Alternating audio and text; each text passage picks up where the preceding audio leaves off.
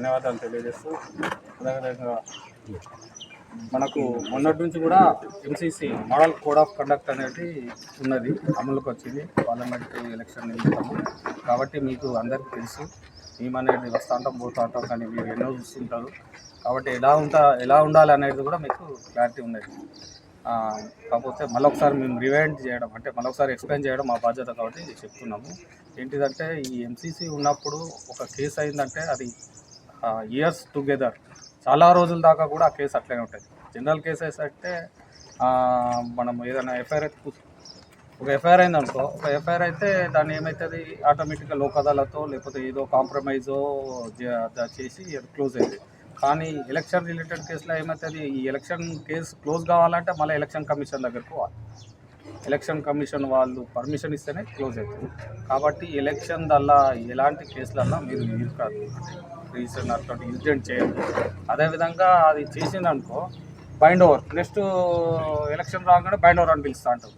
అప్పుడు ఇప్పుడంటే ఉత్సాహంతో ఉంటావు, మంచిగా పోతావు, చేస్తావు. చేసిన తర్వాత మళ్ళీ అప్పుడు బైండ్ ఓవర్ అనే వరకు ఇదేం సార్ అదే అనే అప్పుడు బాధలు అప్పుడు ఉంటాయి. కాబట్టి ఎలక్షన్ దల్లా పోవద్దు. అదేవిధంగా ఈ వాట్సాప్ ఒకళ్ళు ఇది చేసిందని ఇంకోళ్ళు మీరు పోయి వాళ్ళ మీద పోవడం అటువంటిది ఏం చేయాలి.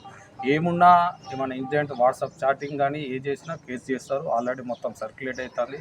అడ్మిన్ మీద కేసు అయితే వాట్సాప్ దల్లా ఎలాంటి ఎలిగేషన్ వాట్సాప్ చేసినా కూడా అడ్మిన్ దానికి ఎవరైతే వాట్సాప్ గ్రూప్కి అడ్మిన్ ఉంటారో వాళ్ళ మీద ఆటోమేటిక్గా కేసు అవుతుంది.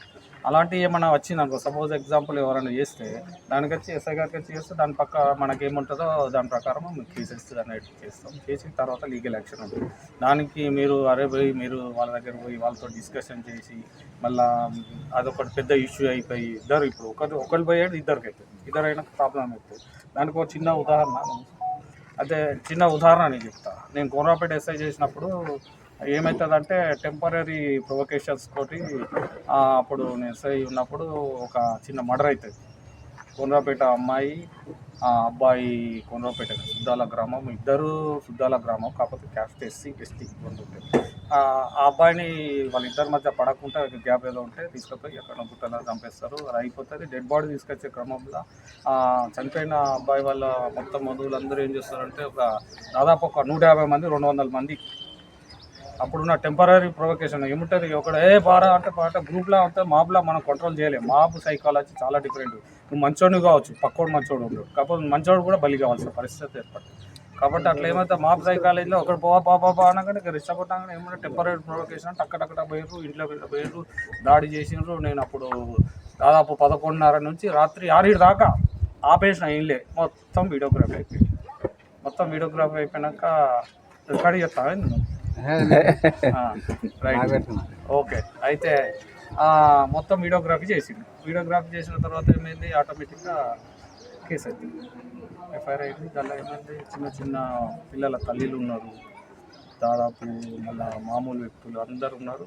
ఆ కేసు అయిన తర్వాత నేను రిమాండ్ చేసే టైంలో ఒక డీసీఎం వ్యాన్ పెట్టి దాదాపు 70 మంది రిమాండ్ చేసిన. వచ్చి ఏడ్చుడు ఏమని, సార్ నాకు పాలు ఇచ్చే పాప ఉందా అంటే నేనేం చెప్తా, నా చేతిలో ఏముంటుంది, ఇక అదే ఎన్ఫోర్స్మెంట్ అంతే. కేసు అయిందంటే నా చేతిలో ఏముండదు, మనం చేసుడో పంపించు అట్లా నింపి పంపించిన తర్వాత బాధపడతాను వాళ్ళందరూ.